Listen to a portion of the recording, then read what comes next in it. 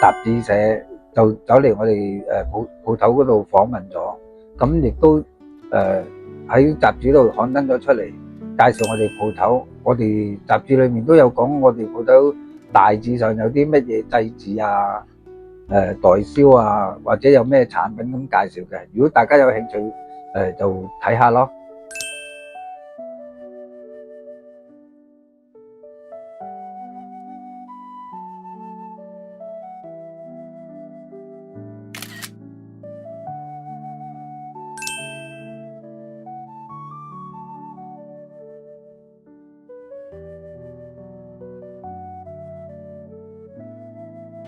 最後記得咧 follow 我哋莊師傅紅發香燭啊！